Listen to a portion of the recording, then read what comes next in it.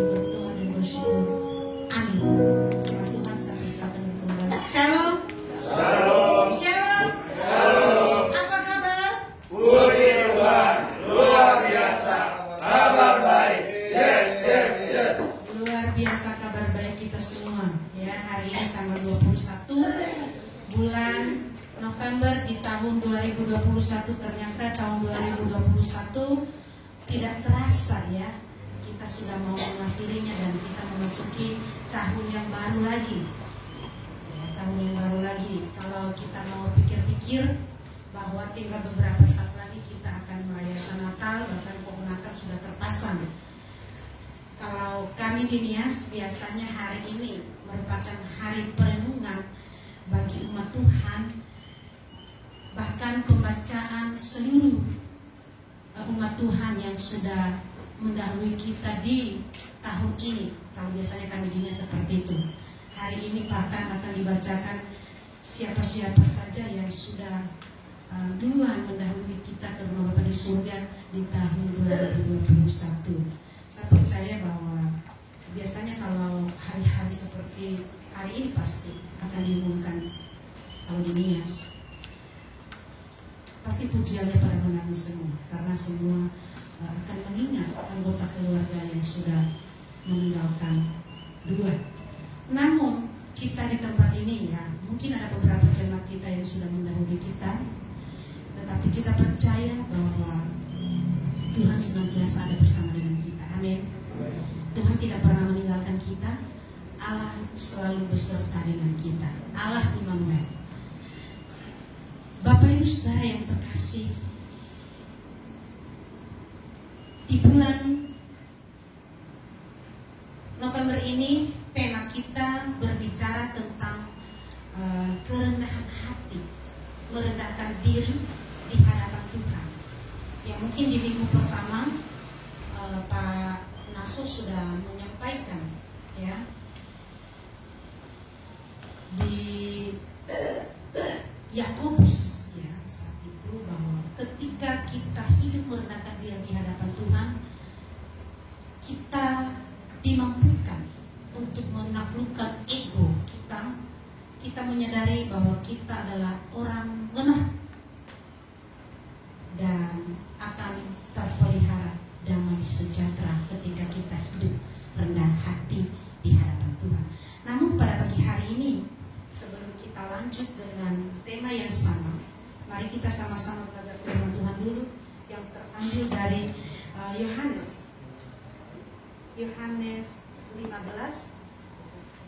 15 ayat 1 sampai ayatnya yang ke-8. Yohanes 15 ayat 1 sampai yang ke-8. Sudah dapat semua? Yohanes 15 ayat 1 sampai ayatnya yang ke-8. Nanti kita akan membacakan secara silih berganti. Pokok anggur yang benar. Akulah pokok anggur yang benar dan Bapakkulah pengusahanya. Setiap ranting padaku yang tidak berbuah dipotongnya, dan setiap ranting yang berbuah dibersihkannya, supaya ia lebih banyak berbuah. Kamu memang sudah bersih karena firman yang telah kukatakan kepadamu. Tinggallah di dalam aku dan aku di dalam kamu, sama seperti ranting tidak dapat berbuah dari dirinya sendiri kalau ia tidak tinggal pada pokok anggur. Demikian juga kamu tidak berbuah jika kamu tidak tinggal di dalam aku. Akulah pokok anggur dan kamulah ranting-rantingnya. Barang siapa tinggal di dalam aku dan aku di dalam dia, ia berbuah banyak. Sebab di luar aku, kamu tidak dapat berbuat apa-apa. Barang siapa tidak tinggal di dalam aku, ia dibuang keluar seperti ranting dan menjadi kering. Kemudian dikumpulkan orang dan dicampakkan dalam api lalu dibakar. Jikalau kamu tinggal di dalam aku dan firman-Ku tinggal di dalam kamu, mintalah apa saja yang kamu kehendaki dan kamu akan menerimanya. Dalam hal ini dapat orang diperlihatkan, yaitu jika kamu berbuah banyak dan demikian dalam murid-muridku. Amin untuk firman Tuhan. Kita sudah membacakan firman Tuhan tentang pokok anggur yang benar. Kita mau belajar tentang merendahkan diri, ya, merendahkan diri di hadapan Tuhan. bulan November ini, merendahkan diri. Merendahkan diri artinya menunjukkan sikap hormat atau menghargai, mengakui eksistensi orang lain, mengakui kelebihan orang lain, mau menjadikan diri kita lebih kurang. Kita menganggap diri kita lebih kurang dan kurang dan kurang. Tidak menganggap diri lebih dan lebih. Kalau lebih dan lebih berarti kita sudah berbicara tentang kesombongan. Orang yang rendah hati akan selalu mengatakan bahwa aku kurang dan berkurang. Biarlah kita berkurang, Tuhan Yesus semakin bertambah.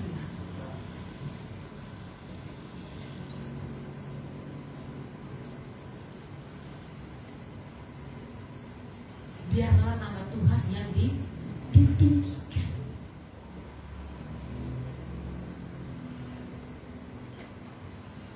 Kita harus bisa mengatakan bahwa aku kurang. Tetapi di dalam kehidupan kita sebagai anak-anak Tuhan, seringkali kita mengatakan aku lebih dan lebih dari semuanya, lebih dari semuanya. Orang yang rendah hati mampu, ya mungkin sudah disampaikan, mampu menaklukkan egonya. Merendahkan diri di hadapan Tuhan artinya kita mau tunduk, kita mau dipimpin oleh Tuhan, kita mau menyerahkan hidup kita sepenuhnya di hadapan Tuhan. Itu artinya kita mau merendahkan diri di hadapan Tuhan. Kita mau tunduk di bawah otoritas Allah.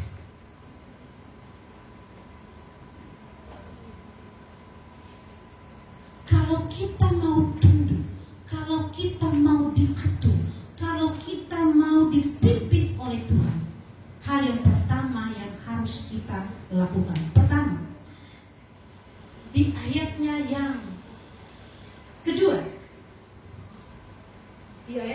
setiap ranting padaku yang tidak berbuah dipotongnya, dan setiap ranting yang berbuah dibersihkannya, supaya ia lebih banyak berbuah. Di ayat yang kedua, bahwa kita mau dibersihkan. Dibersihkan dari apa? Dari segala hal-hal yang tidak berkenan di hadapan Tuhan. Ego kita, kesombongan kita, kedagingan kita mau bawa di hadapan Tuhan.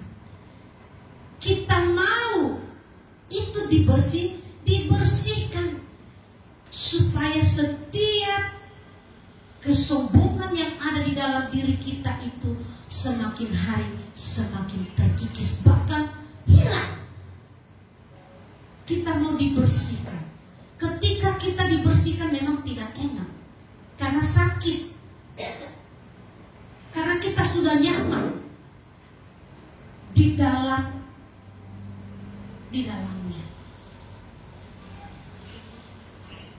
Ketika disikat kita akan sakit, kita capek.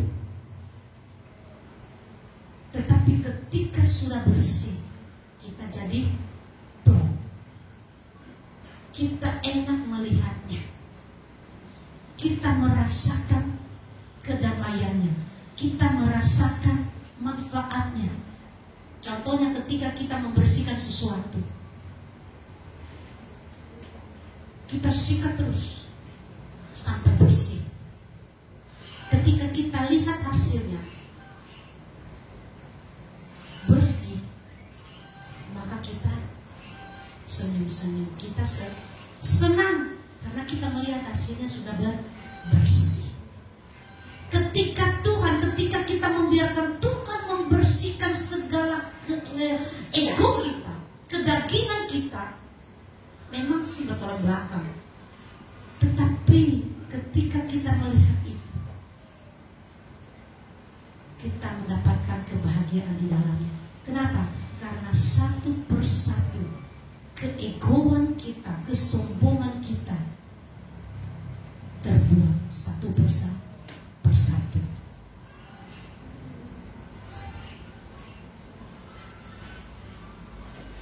Kalau kita membaca kitab Yehezkiel, bagaimana Tuhan mendidik bangsa Israel,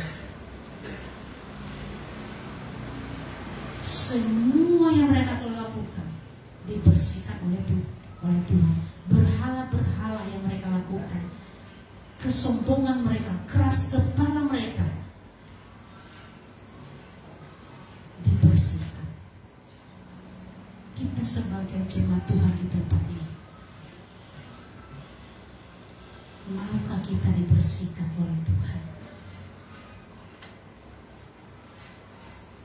Maukah kita ditata oleh Tuhan? Ini semua terletak di tangan kita semua. Mampukah kita melewatinya? Maukah kita masuk dalam pembersihan tersebut? Kalau kita mau masuk di dalam pembersihan tersebut, biarkan Tuhan bertata di dalam hidup kita. Biarlah hidup lama kita itu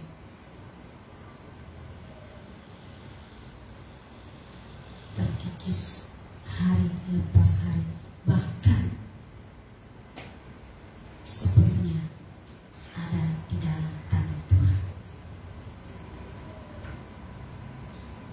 Kita mau dibersihkan.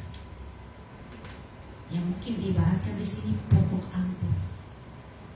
Ketika tanaman itu tidak baik, pasti kita akan bersihkan satu persatu.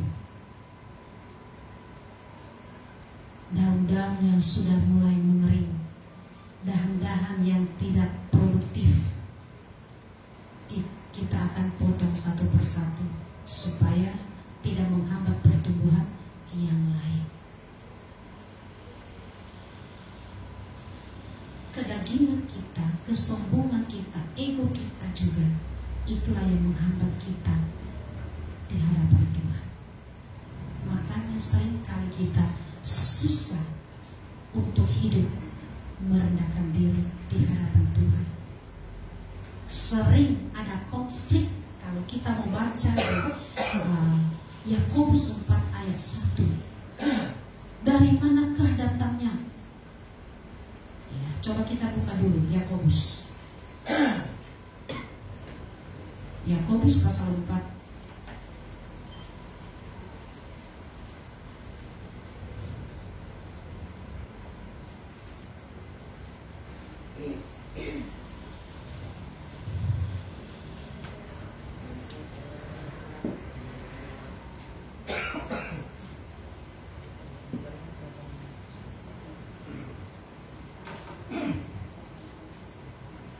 Yakobus pasal 4. Dari mana datangnya sengketa dan pertengkaran di antara kamu?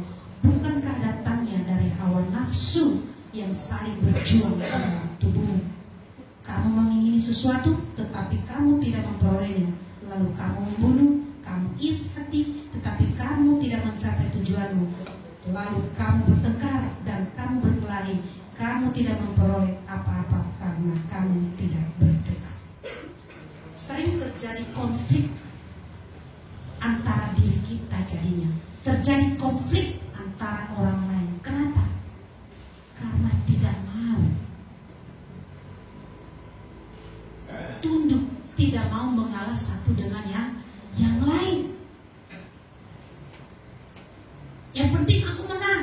Ketika saya berdebat, saya berusaha, walaupun saya salah, tetapi saya berusaha untuk menang, supaya jawaban saya yang diakui, yang lain kalah. Ketika kita melakukan itu, bukanlah hal yang baik yang terjadi dalam diri kita, tetapi kesombonganlah yang menguasai hidup kita, sehingga terjadi konflik. Kalau kita mau baca selanjutnya, ketika doa kita tidak dijawab, kita juga marah. Marah ketika doa kita tidak dijawab. Kalau kita mau baca di ayat selanjutnya, doa kita tidak dijawab, jadi kita marah, kita konflik kepada Tuhan. Ketika kita konflik, kita melakukan yang tidak baik, kita mau marah sama Tuhan, apa yang kita lakukan? Kita tidak mau berdoa. Ya, itu terjadi konflik antara pribadi kita dengan Tuhan. Akibatnya kita tidak mau beribadah, kita tidak mau ngapa-ngapain. Yang penting saya marah, saya tidak mau berdoa. Nah, ini yang harus kita bawa di hadapan Tuhan.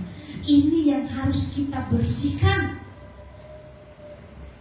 Ini yang harus dibereskan. Ini yang harus dirapiin supaya indah. Hal-hal seperti ini supaya tidak terjadi konflik antara sesama kepada Tuhan. Mari kita bawa semuanya di hadapan Tuhan. Kita mau dibersihkan supaya aman, supaya hasilnya kita bisa rasakan. Amin. Ketika kita mau merendahkan diri di hadapan Tuhan, ketika kita mau tunduk di bawah otoritas Allah, biarkan Tuhan membersihkan hidup kita. Memang ketika dibersihkan, kita pasti memberontak karena tidak enak. Kalau kita bersihkan baju kita, kita sikat terus, terlalu kencang-kencang, hanya sobek. Tetapi pembersihan Tuhan dalam hidup kita pelan tapi pasti membawa kebahagiaan. Tidak membawa keburukan, tetapi kebahagiaan yang kita rasakan. Amin. Amin. Semua letih lesu di tanggal 21 ini. Jangan letih lesu Bapak Ibu Saudara. Tanggal 24 Desember kita akan Natal bersama di tempat ini, ya.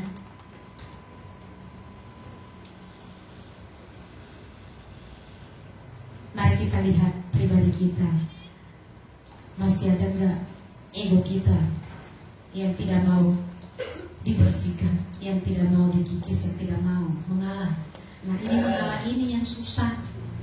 Menghargai orang lain ini yang susah. Ya, kita harus bisa bawa ini di hadapan Tuhan supaya kita bisa mengalah. Soalnya sering kali yang terjadi dalam, kalau saya mengalah nanti dia injek saya, enak aja. Enak benar dia selalu mengalah sama dia. Nah, ini sikap mengalah inilah yang susah kita tampilkan dalam hidup kita. Ini ya, ego yang tidak mau dilepas. Tetapi kalau kita mau mendapat kebahagiaan, mari kita lepaskan itu. Kita mengalah.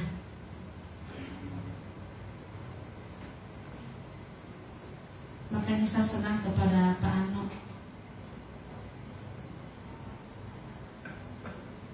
Kalau ada sesuatu hal, dia berkata, bukannya saya tidak bisa melakukan itu, tetapi saya tidak mau melakukannya. Kenapa? Ketika saya melakukannya akan terjadi konflik.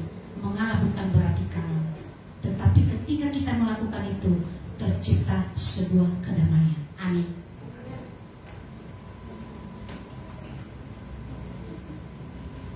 Tidak meninggalkan. Kalau kita kan ya udah sudah tidak mau mengalah, langsung tinggal. Biar yang kejar-kejar aku. Kalau kita melakukan kesalahan, kita tidak mau tunduk di dalamnya. Biarkan dia yang duluan ngomong deh sama saya. Kan dia yang salah. Masa aku yang duluan sapa? Dia dong mestinya yang duluan. Yang salah dong. Nah ini nih, ya, dalam kehidupan berkeluarga juga seperti itu.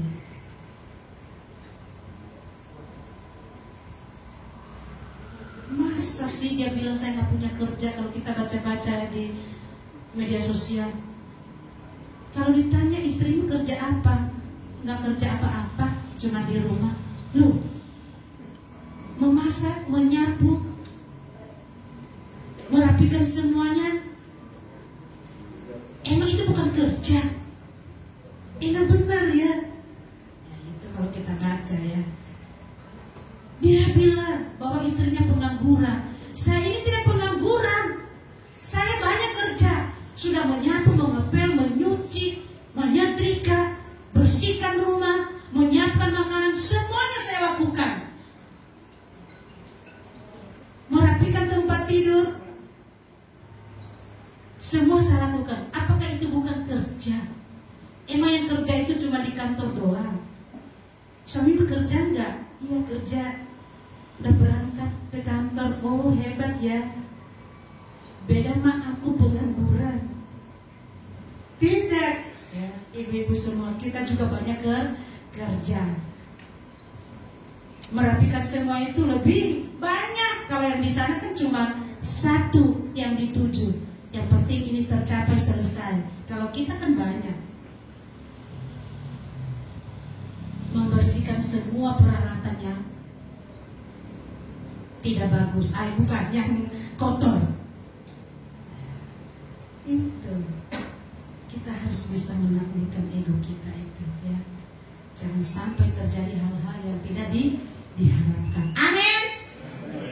Pertama, kalau kita mau tunduk di hadapan Tuhan, membiarkan Yesus ada di dalam hidup kita, pertama kita siap dibersihkan oleh Tuhan. Dibersihkan dalam hal apa? Segala ego kita, keakuan kita, hidup kita yang tidak berkenan di hadapan Tuhan, kita siap untuk dibersihkan. Ketika kita siap dibersihkan, saya percaya hidup kita akan damai. Kita mau mengalah, tidak menang sendiri. Ketika kita menang sendiri, kita ketawa-ketawa. Rasain loh, sebenarnya aku salah, tapi aku berusaha aja supaya dia yang kalah, dia mengalah. Itu kesombongan yang tidak diharapkan, sikap hidup yang tidak diharapkan, sikap hidup yang tidak baik, tidak bagus untuk dipelihara. Kedua, kalau kita mau tunduk membiarkan Yesus ada di dalam hidup kita. Kedua, tinggal di dalam Yesus. Di ayat yang keempat, tinggallah di dalam aku dan aku di dalam kamu. Sama seperti ranting tidak dapat berbuah dari dirinya sendiri kalau ia tidak tinggal pada pokok anggur, demikian juga kamu tidak berbuah jikalau kamu tidak tinggal di dalam aku.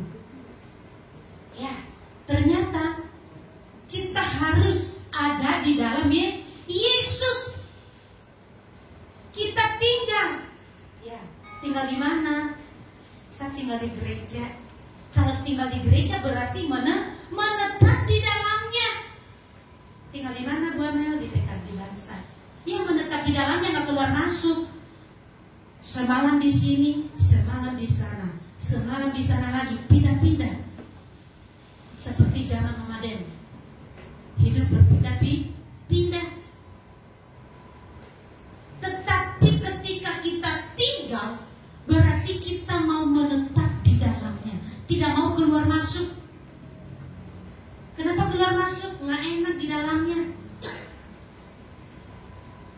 Ketika kita sudah siap dibersihkan, berarti kita siap juga untuk tinggal di dalam Tuhan. Kita siap tinggal di dalam Yesus, melekat kepada Yesus.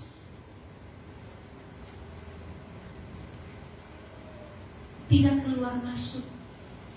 Mau lihat dulu bagus apa enggak.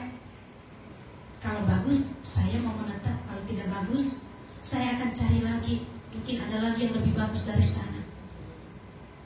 Semalam di sini, ya, coba-coba dulu deh.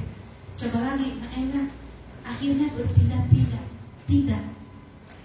tinggal di dalam Yesus di sini, kita mau menetap. Kita menetapkan hidup kita di dalam Kristus. Jadi tidak keluar masuk. Karena ketika kita keluar masuk di dalamnya, kita tidak akan mengalami pertumbuhan. Kita tidak bisa menjadi berkat bagi orang lain. Kenapa? Karena mereka akan melihat, aduh, dia keluar masuk. Hari ini ke sana, hari ini ke sini, ke sana, ke sini, ke sana, kemari. Akhirnya kita bingung, ini orang percaya Yesus apa enggak? Kalau keluar masuk akan dikeluarkan. Kalau kita sekolah, keluar masuk seenak kita aja, ya kita dikeluarkan. Pindah aja ke sekolah yang bisa keluar masuk. Di dalam Tuhan ada peraturannya. Ya, tinggallah selamanya di dalam Yesus. Tetapkan hati. Tidak boleh lagi berpindah hati. Berpindah ke hati yang lain. Tetapi hati kita seutuhnya di dalam Yesus.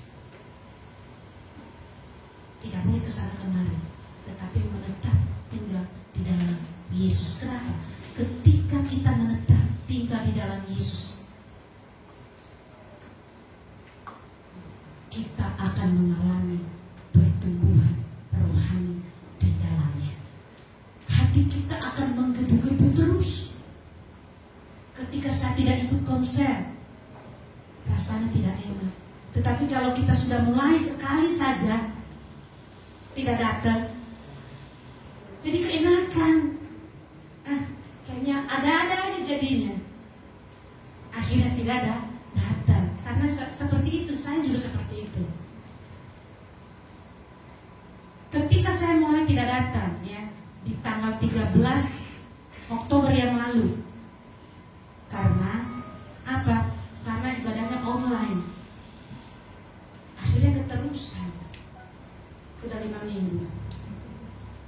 Keterusan gak datang. Kayak keenakan gitu ya. Ya udahlah, online aja. Jadi ini yang terjadi.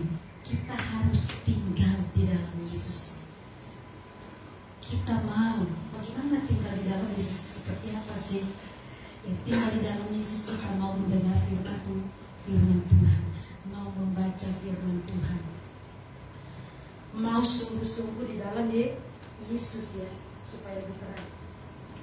Kita mau sungguh-sungguh di dalam Yesus di setiap aspek kehidupan kita. Amin. Itulah namanya tinggal di dalam Yesus. Kita mau sungguh-sungguh di dalamnya. Tidak suam-suam kuku.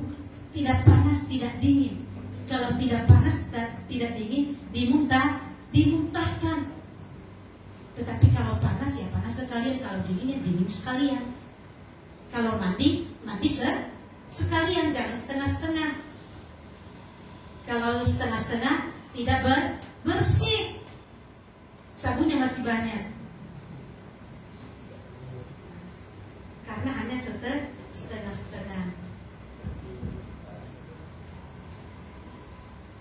Jadi kita mau total, kita mau full di dalam Yesus.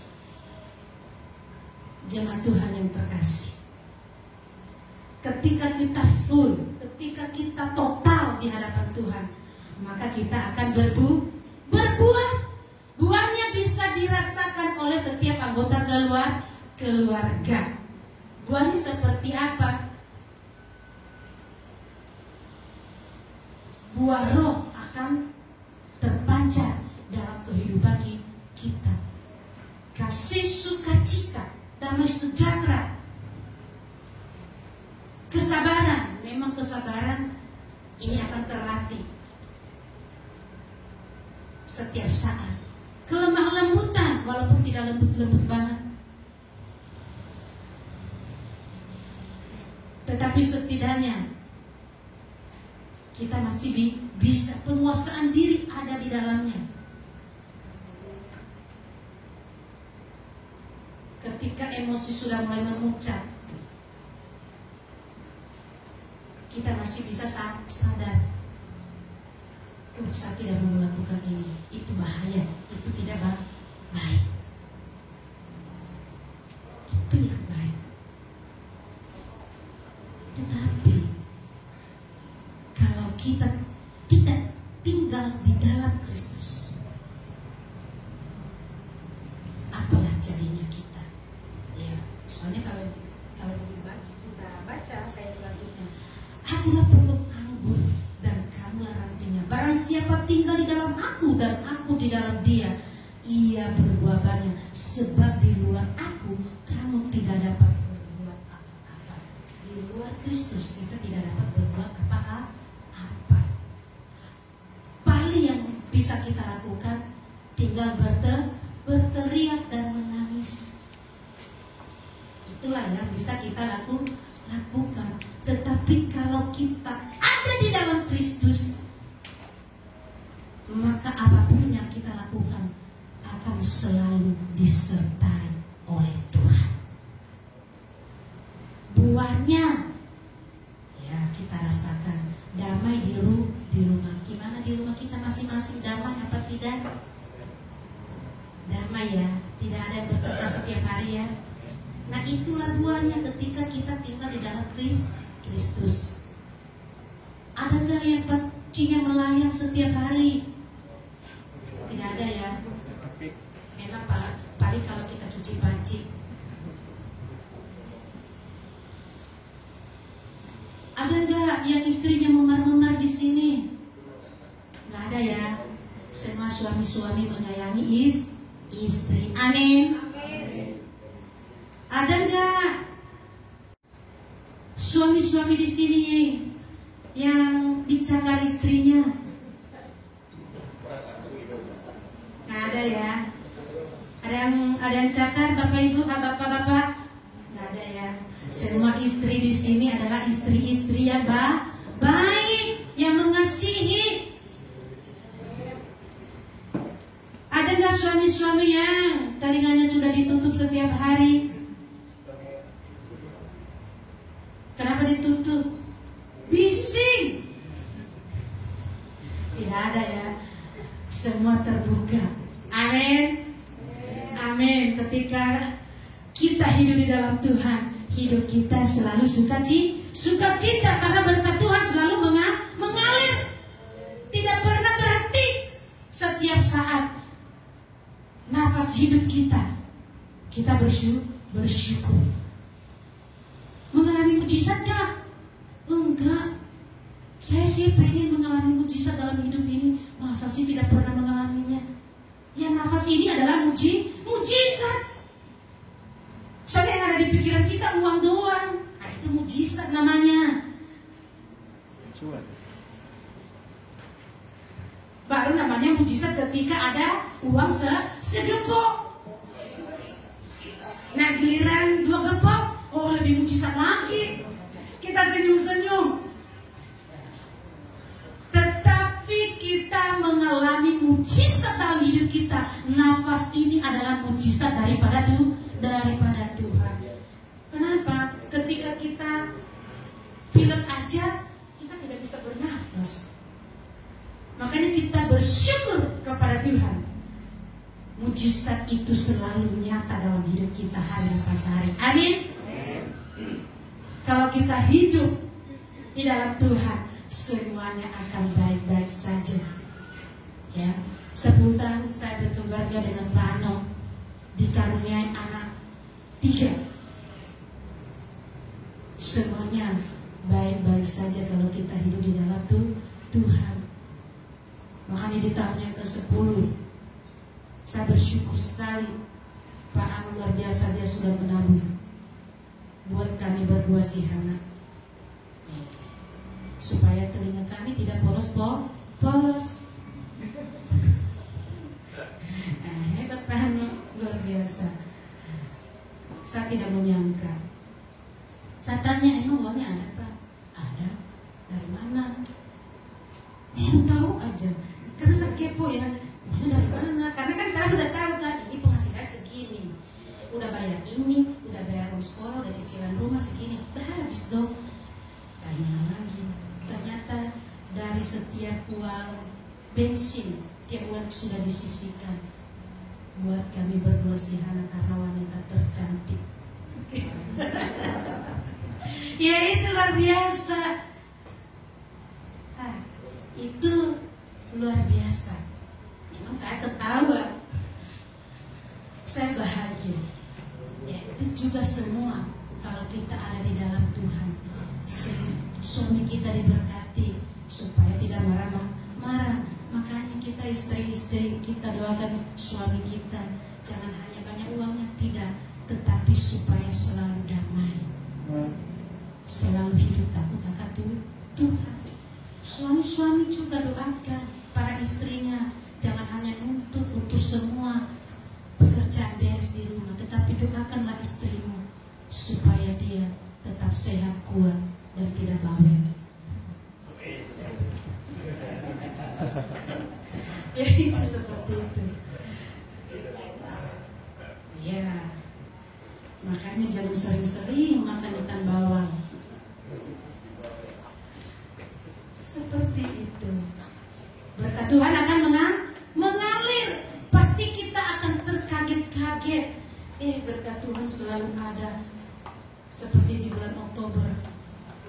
Wow, luar biasa. Satu sama yang mudah-mudahan setiap minggu Pak Ano.